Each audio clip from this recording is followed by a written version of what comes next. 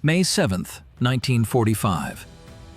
In a grand German mansion seized for Allied use outside Frankfurt, two men sat facing each other across a heavy wooden table. Outside, American soldiers were cheering, drinking, and firing flares into the night sky. Germany had surrendered. The war in Europe was officially over. But inside that room, there was no celebration.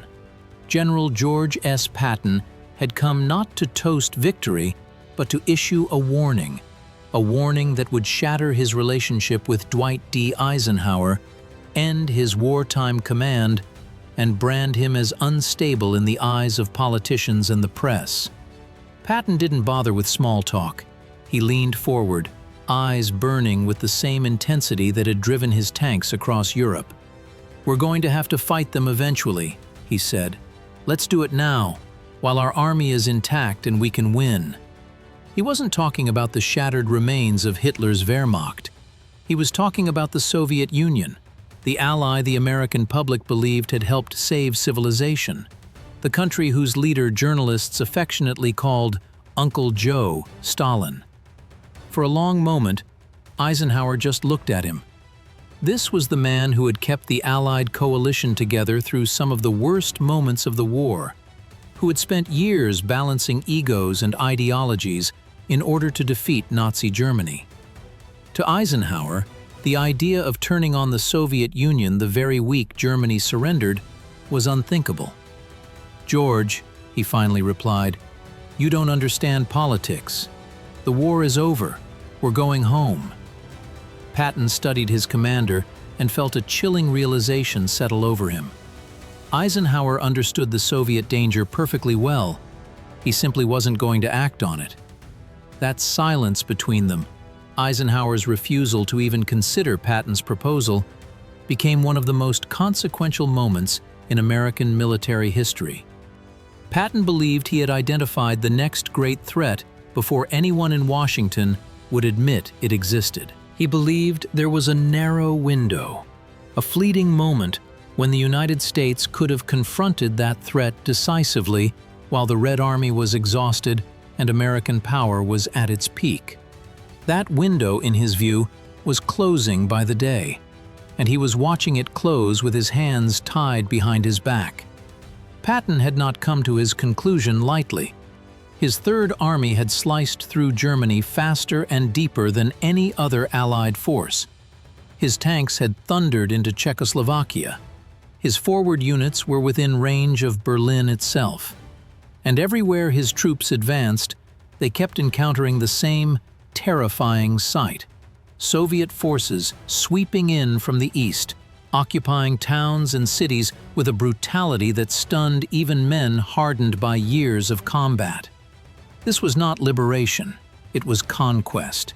His intelligence officers brought him reports that sounded like something out of a nightmare. Mass rapes committed by Soviet soldiers on a scale that defied belief. Systematic looting of homes, shops, and factories. Villagers shot on suspicion of being anti-communist. Entire groups of people rounded up and sent east to labor camps whose names the West barely knew. Yet, these weren't isolated incidents. To Patton, they were the early footprints of an empire on the move. In April 1945, before the German surrender, Patton wrote to his wife Beatrice about the Russians. The language was cold and lethal. He said he had no desire to understand them except to figure out how much metal it would take to kill them. The Russians, he warned, were not just allies of convenience. They were something to be feared in any future reorganization of the world. While American diplomats clung to the fantasy that Stalin would respect agreements on free elections and self-determination, Patton watched Soviet behavior on the ground and drew a stark conclusion. The Soviet Union was not a partner in peace. It was the next enemy. He met American prisoners of war who had fallen into Soviet hands after being freed from German camps. Their stories disturbed him deeply. They described being robbed of their watches, boots, and food. Officers who protested were beaten or shot. The Soviets treated them not as comrades in arms who had suffered under the Nazis, but as useful pawns, disposable and expendable. To Patton, this was more proof that the supposed alliance rested on illusions rather than reality. As the days went on, the reports became more detailed and more alarming. Soviet occupation units were stripping German factories down to their foundations and hauling entire industrial plants back to Russia. They were installing communist governments in Poland, Romania, Hungary, and Bulgaria. Resistance fighters who had spent years risking their lives against the Nazis were now being arrested, tortured, or executed by the new liberators. The Third Reich was collapsing, but in its shadow, another oppressive system was rising. By May 1945, Patton's fury had hardened into a concrete plan. This was not just a hot-headed general venting frustration after the fighting. It was a strategic assessment built on data, observation, and a cold accounting of strengths and weaknesses. The Red Army had lost an unimaginable 27 million people in the war. Its units in Eastern Europe were worn down, short of supplies, and stretched thin across vast distances. Their logistics lines ran thousands of miles back into the Soviet interior. They were, as Patton saw it, overextended and vulnerable. The American military, meanwhile, was near the height of its power. Its divisions were well supplied, well led, and battle-hardened. American industry was still churning out weapons, vehicles, and ammunition at staggering rates. The United States owned the skies over Europe.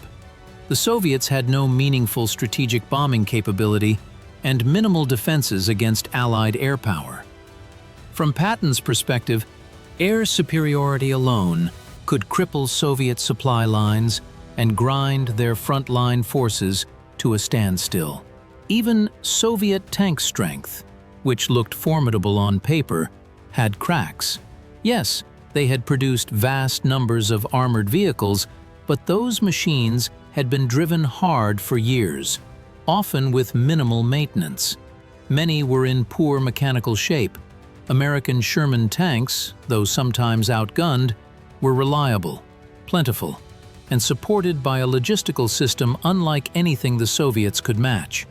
Patton believed that in a head-to-head confrontation, the combination of American air power, mobility, and logistics would overwhelm a weary Red Army.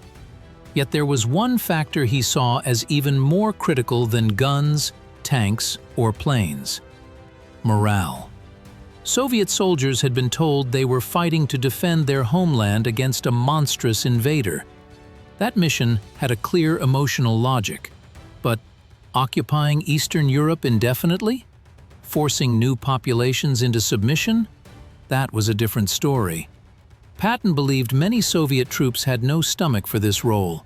If American forces advanced east with determination, he suspected large numbers of Soviet soldiers would surrender, desert, or simply melt away. Then came the part of Patton's plan that horrified Washington the most. "We can arm the Germans," he suggested.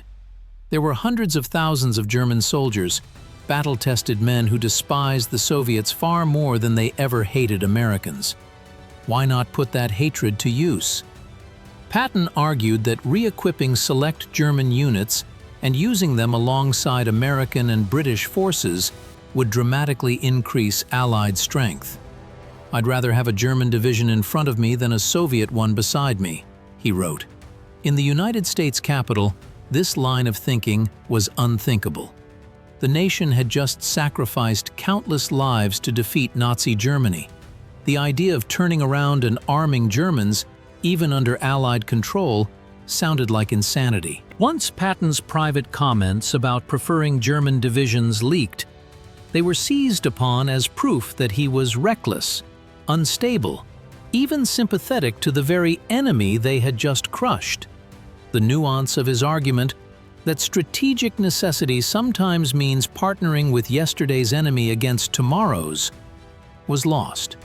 Eisenhower, of course, had his own reasons for refusing Patton's proposal, and not all of them were foolish. The American public was exhausted. Families wanted their sons home, not sent into another war. Congress was already demanding rapid demobilization. The logistical plans in place assumed the occupation of defeated Germany, not a massive push into Soviet-occupied Poland and beyond. Any attempt to pivot would have been an enormous undertaking. But these practical objections, Patton believed, were not the real barrier. The real barrier was political. Franklin Roosevelt had died only weeks earlier, and Harry Truman had just taken office. Truman was still operating within the framework Roosevelt had created: cooperation with Stalin, faith in post-war conferences like Yalta, and hope that the newly formed United Nations could resolve major disputes. To bring Truman a proposal that amounted to, "Let's start a new war against yesterday's ally," and with newly rearmed German troops no less, would have been career suicide for any general, including Eisenhower. And Eisenhower had his own future to consider. Newspapers were already comparing him to Ulysses S. Grant. Commentators were whispering about him as a possible future president. He was the man who had led the Allies to victory, the calm, steady figure who united nations and armies. Why would he risk all of that by becoming the face of a preemptive war against the Soviet Union? Why trade the image of peacemaker for that of warmonger? Eisenhower also truly believed in diplomacy. He thought that once the smoke cleared, the Soviet Union could be handled through negotiation, balancing power, and international institutions. He trusted that agreements made at Yalta and elsewhere would carry some weight. His worldview was shaped by alliances, summits, and political compromise. Patton's worldview was shaped by battlefields, timing, and decisive strikes. Eisenhower thought like a future president. Patton thought like a warrior who believed you strike when your enemy is weakest, and that history rarely forgives you for missing that moment. Patton, it turned out, was not alone in his grim assessment of Soviet ambitions. Across the Channel, Winston Churchill had reached the same conclusion. Churchill had never trusted communism. He had agreed to work with the Soviets only because the alternative was letting Hitler dominate Europe. As German resistance collapsed, Churchill began sending urgent messages to Truman and Eisenhower. He urged them to push Western forces as far east as possible before the Red Army could lock down Eastern Europe. He wanted Berlin, Prague, Vienna, key cities, under Western control, not Soviet. On May 12, 1945, Churchill wrote to Truman and used a phrase that would echo through history. "An iron curtain is drawn down upon their front. We do not know what is going on behind." In those words, he expressed the fear that once the Soviets consolidated control, whatever happened in their zones would be hidden, brutal, and extremely difficult to reverse. A few weeks later, Churchill went further. He ordered his planners to draw up a secret proposal: Operation Unthinkable. Operation Unthinkable was, in essence, a formal version of what Patton had been arguing informally.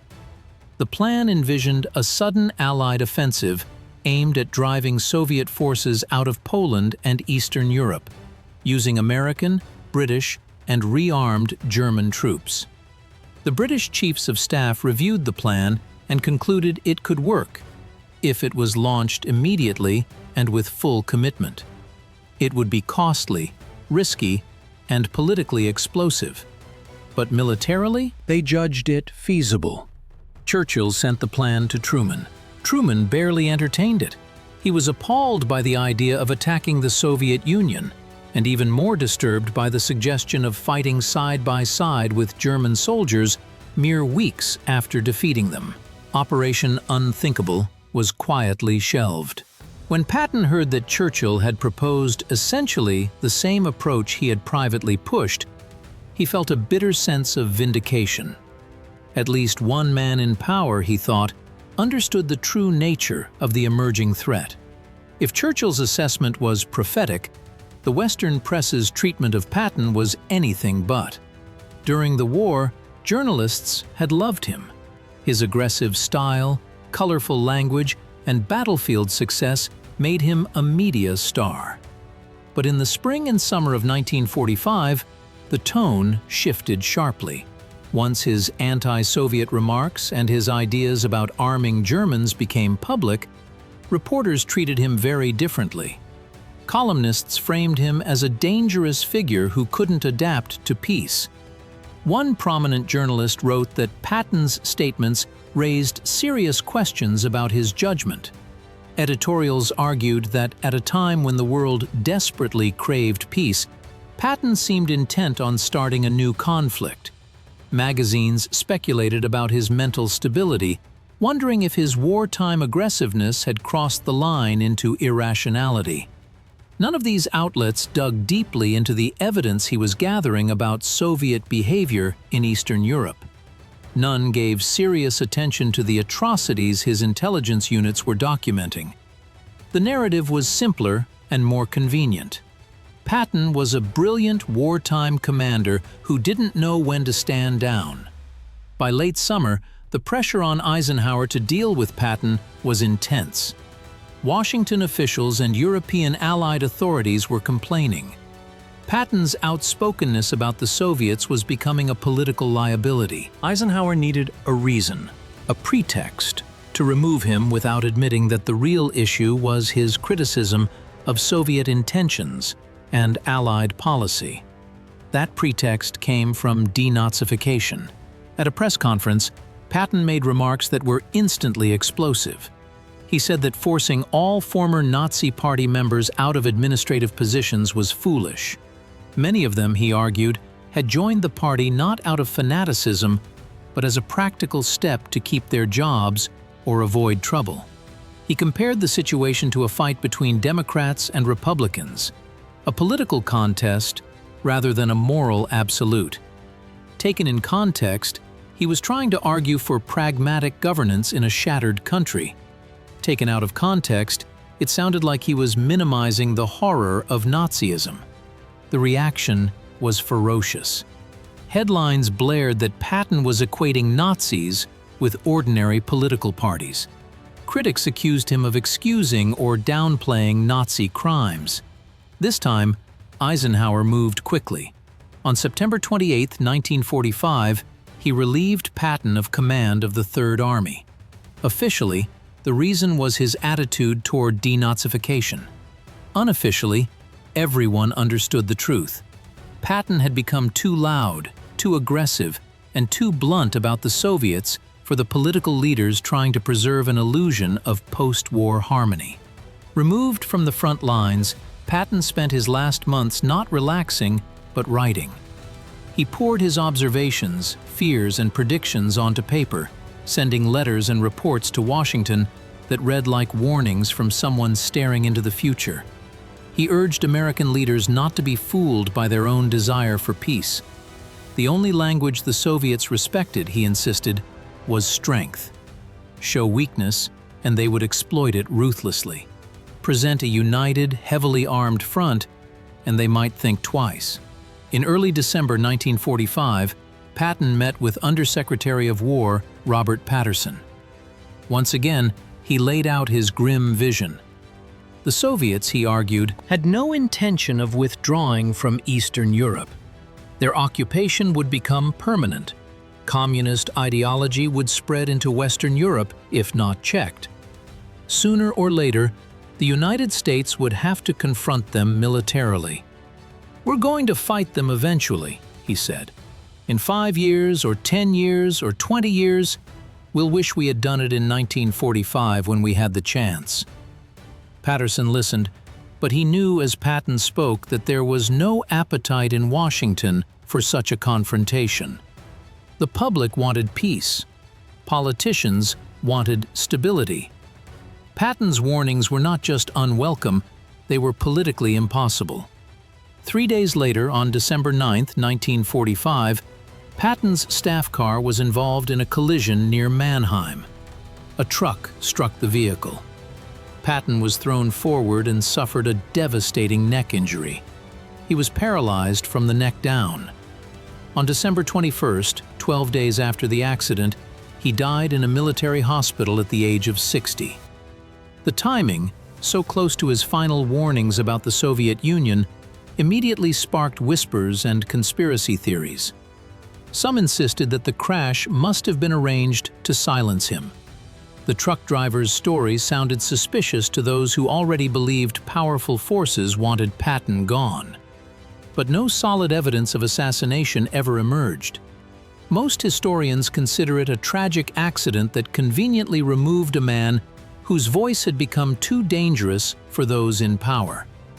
Patton did not live to see the full unfolding of the world he had predicted, but history moved quickly to validate his fears. By 1946, the Soviets had tightened their grip on Poland, East Germany, Czechoslovakia, Hungary, Romania, and Bulgaria. The free elections promised at wartime conferences never materialized. In Poland, leaders of the resistance who had fought the Nazis for years were arrested, tried in show trials, or simply disappeared into prisons and camps. In Czechoslovakia, a communist coup in 1948 toppled the democratic government, and the foreign minister died in a highly suspicious fall from a window that was officially labeled a suicide. The pattern repeated with chilling consistency: Soviet occupation, installation of communist regimes, elimination of opponents, and the construction of police states that crushed dissent. Between 1945 and 1989, communist governments in Eastern Europe killed roughly 1 million people and imprisoned or tortured millions more. The Iron Curtain Churchill had described became a physical and ideological barrier splitting Europe in two. The Cold War that Patton had tried to prevent settled in like a long winter. By 1949, the Soviet Union possessed atomic weapons. The narrow gap of unquestioned American nuclear superiority vanished. By 1950, the world watched as the United States fought in Korea to contain communist expansion. Exactly the sort of limited, costly conflict Patton believed might have been avoided by acting earlier. Over the next decades, proxy wars in places like Vietnam, Afghanistan, and elsewhere would kill millions and cost trillions, all under the shadow of the nuclear standoff between East and West. Inside Washington, even those who had once believed in cooperation with Stalin were forced to confront reality. In 1946, George Kennan's famous Long Telegram from Moscow described Soviet expansionism in terms that sounded eerily similar to Patton's private warnings in 1945. In 1947, the Truman Doctrine formally committed the United States to resisting communist expansion, an admission that the Soviet Union was not a partner in peace, but a global rival. Yet even then, the chosen strategy was not rollback, but containment. Accepting Soviet domination of Eastern Europe as a grim fact and trying to stop the spread beyond it. Decades later, conservative critics would look back on Patton as a kind of prophet, a man who saw clearly what too many chose not to see. General Douglas MacArthur, who himself clashed with political leaders over how aggressively to confront communism in Korea, wrote that Patton understood the necessity of confronting communism militarily. To these critics, removing Patton was not simply a personnel decision. It was a historical mistake, for which the West paid a heavy price. In the 1980s, as Ronald Reagan pushed for renewed pressure on the Soviet Union and famously labeled it an evil empire, his supporters often invoked Patton's spirit. They argued that Reagan's insistence on strength, rather than accommodation, was in line with what Patton had argued 4 decades earlier. When the Berlin Wall fell in 1989 and the Soviet Union dissolved in 1991, some on the right claimed it as the ultimate vindication. After years of détente and coexistence, it was finally pressure and resolve, Patton's language, that brought the system down. If Patton had been listened to in 1945, they argued, perhaps Eastern Europe could have been freed 45 years earlier. Perhaps the millions who suffered under communist regimes might have been spared. Perhaps the Cold War, with all its proxy conflicts and nuclear brinkmanship, would never have unfolded as it did. These arguments are speculative, of course. No one can know for certain what would have happened if the United States and its allies had tried to drive the Soviets out of Eastern Europe when the Red Army was exhausted and devastated by war. What is not speculative is that Patton identified the Soviet threat before most American leaders were willing to say the same out loud. His tragedy was not simply that he was right, but that he was right too soon. In 1945, his vision of Soviet intentions was accurate, but his solution, immediate war, was politically impossible. He saw clearly what others would only admit in 1947, 1948, or 1949. He proposed action at the moment when, from a purely military perspective, the odds might have been most favorable. He was removed before he could be vindicated. He died before unfolding events gave him the bitter satisfaction of saying, "I told you so." The generation of leaders who dismissed him went on to wage the Cold War he had hoped to prevent. They managed crises in Berlin and Cuba, fought in Korea and Vietnam, and spent vast resources building nuclear arsenals and alliance systems, all to contain a power Patton had wanted to strike when it was weakest.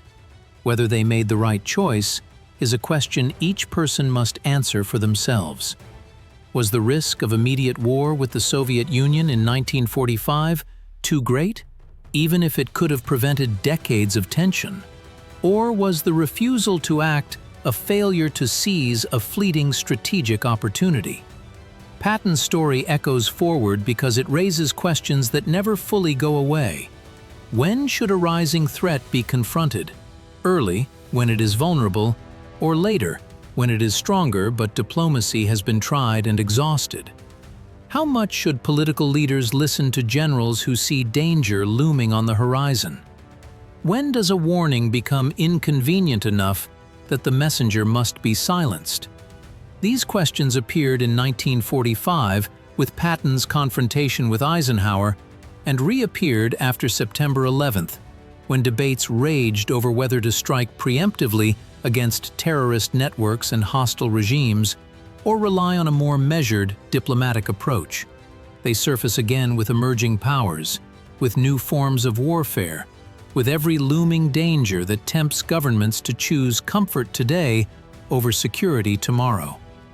George S. Patton was buried in Luxembourg, at the American cemetery among the soldiers of the Third Army he had led across Europe. He insisted he wanted to rest with his men, not apart from them. In death, he became more than a battlefield commander. To some, he symbolized the uncompromising warrior who sees threats before others and demands action regardless of political cost. To others, he remained a warning about the dangers of generals who prefer guns to negotiation. What cannot be denied is that Patton saw the Soviet Union for what it was long before it became fashionable to do so. He watched the Red Army move into Eastern Europe and understood that this was not the end of something, but the beginning. Whether the United States should have followed his advice and launched a new war in 1945 will forever remain an unanswerable question. But the cost of ignoring his warning, the Cold War, the proxy conflicts, the lives lost under communist regimes, is written clearly in the history that followed. In that room near Frankfurt on May 7, 1945, when Patton told Eisenhower, "We're going to have to fight them eventually," he was not just speaking as a soldier hungry for another campaign. He was speaking as a man who believed that history punishes those who see danger coming and choose to look away. Eisenhower, bound by politics, by public opinion, and by his own temperament, chose to look away, at least for a while. The echoes of that choice and of Patton's silenced voice would be heard long after both men were gone.